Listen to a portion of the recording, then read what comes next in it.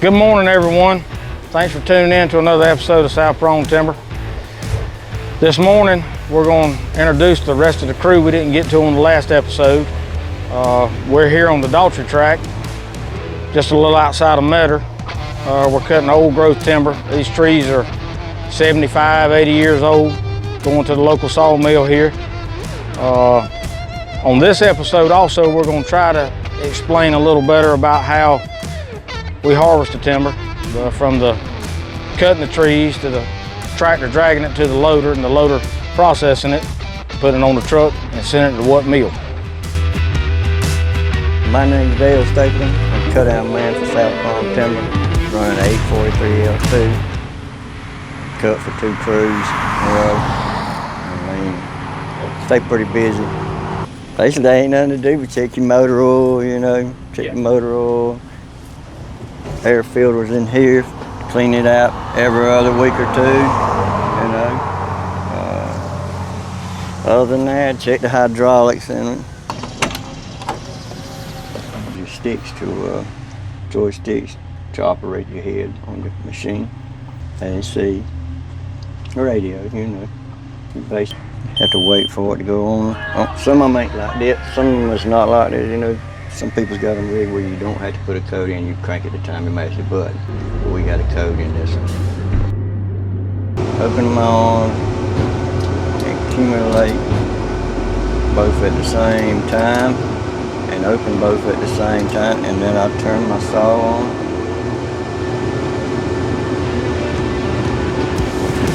Which will turn to the right. And we can tilt up. Tilt down.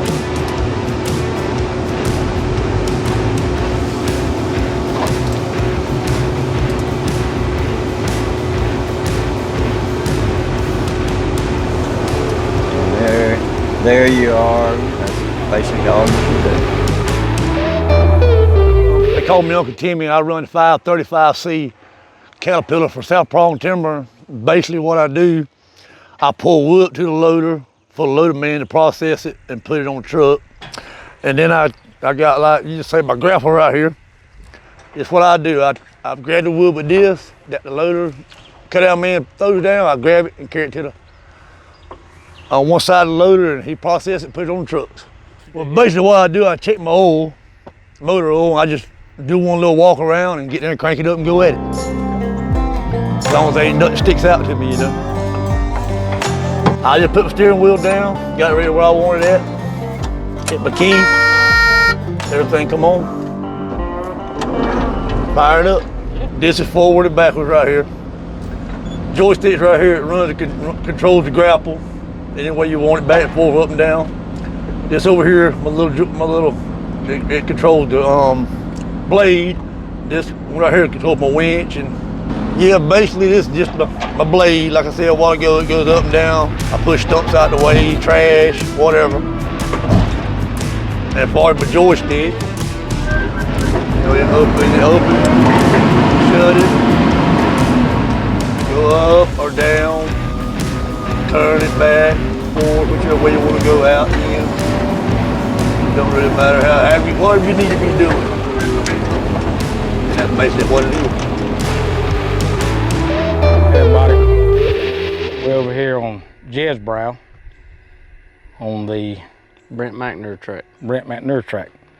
The other block up there we're cutting is actually a different landowner.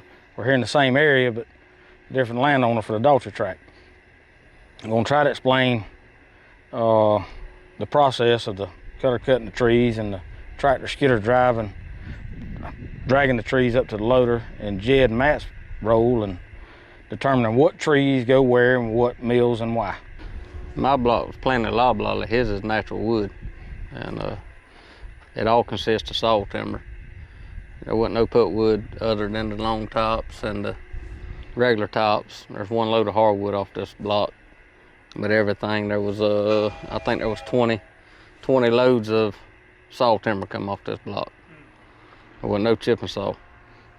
So it was all big, limby, woolly wood, cut back and graded out to go with saw timber. And then you got the hardwood putwood. It does. The process is a little slower. It's heavier. It's one You gotta tree be a at a lot more time. careful with it. Skidders can only drag 2 and 3 trees, 1 tree every now and then. But it's a slower go. I'd rather stay in wood run, being regular chip and saw timber. It flows better. Probably 5,000 pounds on that Adulterer block. Now these probably, what you reckon, 3,000? Some of them. I had some good ones, some bad ones. But those long trees over there, they're 75, 80 years old. I mean, they're probably 110 foot tall. They probably 5,000 pounds apiece. He's putting 10 to 12 trees. I was putting 20 to 25 trees on some of those. Well, actually, the saw timber's same, other than this went with a 10-inch premium top. That saw timber that was off the other track was 8-inch. It's just, you got an 8 and you got a 10, and then it changes. Like on your butt size, it has to be a minimum 14 inches that they can go as a saw timber log. It don't matter which mill it is or whatever, their butt size is what you go to on that. Just like on the poles, Sam goes in and measures the dimensions around the pole, and that's where he determines whether I'll make a 42-foot pole, a 47-foot pole.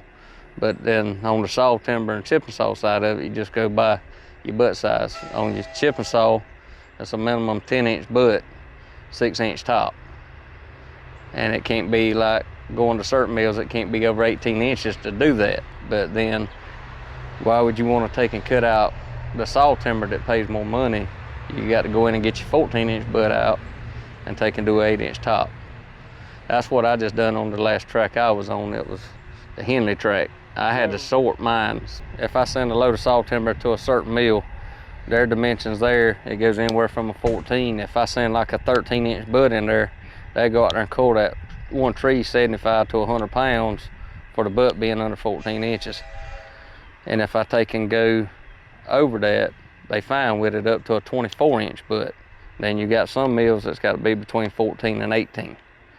Then you got some mills that's like a super put chip and saw.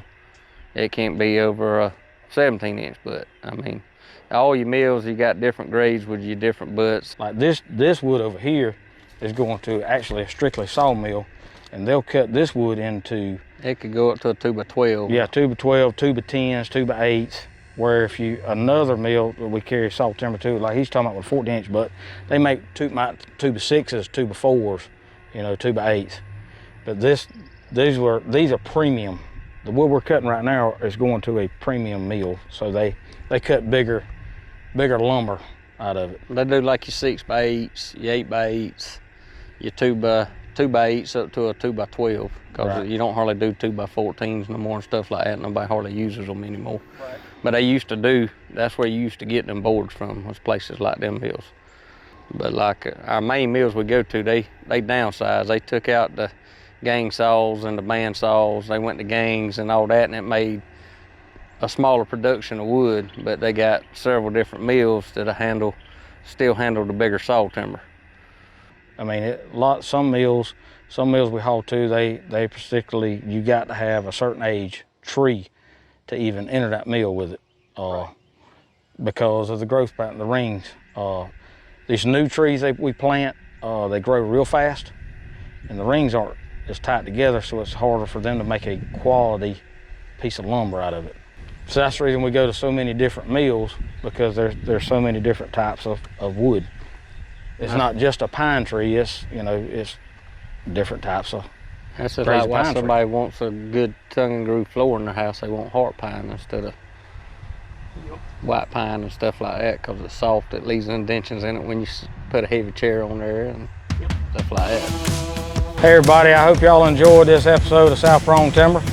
I hope you learned a little bit. We're gonna keep trying to show little things along to teach you, and if you don't know about the logging business and learn a little more, just don't forget to subscribe, like, share.